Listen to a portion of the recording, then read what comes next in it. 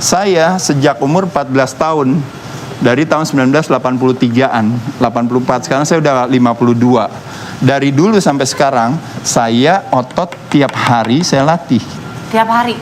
Tiap hari saya latih, santai aja latihannya. Mau 5 menit, mau 10 menit, mau cuma pusap-pusap aja di wastafel, nggak ada masalah.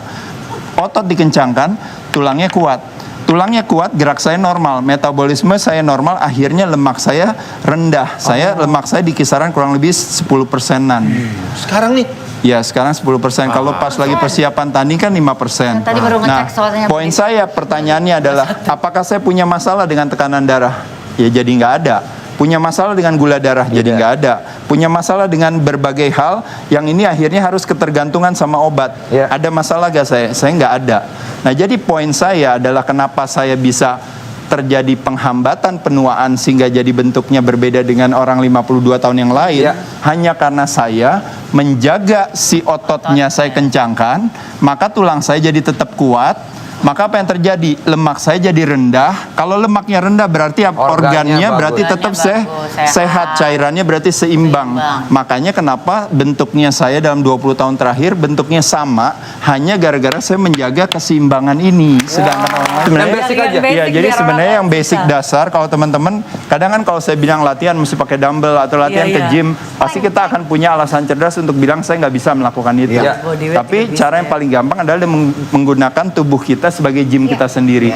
Makanya gerakan-gerakan yang gampang yaitu adalah satu adalah push ups. Lalu yang gampang juga adalah squats atau yang namanya lunges. Ya, lalu selain itu juga bisa plank. Kalau cewek suka melakukan namanya plank. Lalu bisa juga yang lainnya juga misalnya sit up atau reverse sit up. Nah, contoh paling gampang nih, paling gampang aja nih contoh. Misalnya saya bilang push up yang gampang. Ini kan push up hanya cuma menggunakan tubuh sendiri.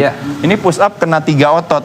Ada otot dada, ada otot bahu, ada otot lengan, tricep which is.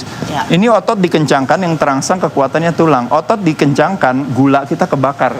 Latihan beban adalah aktivitas membakar gula paling efektif dalam waktu yang paling singkat. Nah, sedangkan orang gemuk punya masalah dengan ini gara-gara kebanyakan gula. Nah, jadi maksud saya, teman-teman kan habis makan bubur ayam, makan mie instan, makan kue, makan keripik, makan kerupuk, kan kita mau menikmati itu. Nah, ketika kita makan itu kan kita feeling guilty. Lalu kita ngapain? Biasanya kan kita lari. Padahal aktivitas yang harus dilakukan adalah melakukan ini. Karena apa? Karena dengan kita kencengin otot ini, otomatis apa yang terjadi? Kalau kita makan, gula kita kan naik ke atas. Kalau gulanya naik ke atas, maka otomatis pankreas kita itu merilis yang namanya hormon namanya insulin. Dia ngambil kelebihan gula itu untuk disimpan ke dalam mana? Nanti ke dalam sel lemak. Nah, padahal sebenarnya yang harus dijaga itu adalah otot kita. Kalau kita latih, dia sebelum dia ke lemak, ototnya bilang nggak bisa. Ini si Desta baru habis latihan push up barusan. Jadi nasi tadi yang harusnya disimpan di dalam sel lemak, dia harus kepake gara-gara Desta tadi baru habis latihan push up. Jadi akhirnya dia melakukan interception si otot tadi. Dicegat. Nah, makanya jadi membayangkan teman-teman di sini anak motor. Kalau motor kita misalnya 600 cc. Nah, satu motornya adalah cuma 100 cc. Lalu sama-sama diisi bensin 10 liter.